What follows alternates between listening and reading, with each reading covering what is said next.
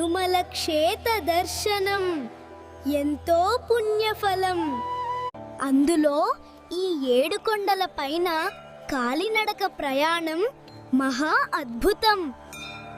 అవును, భక్తితో గోవిందా అంటూ ఈ కొండ ఎక్కితే మహా ఆనందం. అలసట కూడా ఆనందంగానే ఉంది.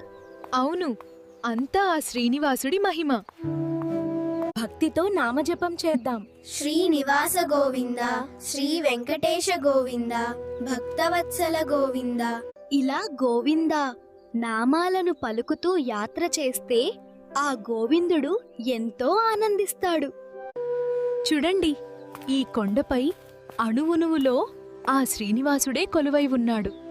ఈ గాలిలో, ఆ రాళ్లలో, మీలో, నాలో, అన్నటిలో. గోవిందా, ఈ నీరు ఎంతో రుచిగా ఉన్నాయి. ఈ కొండపై ప్రతిదీ స్వామి అనుగ్రహంతోనే వెలిసాయి. అదిగో వచ్చేశాము. ఎంతగానో ఎదురు చూసిన స్వామివారి సన్నిధికి. 7 కొండలవాడ వెంకటరమణ.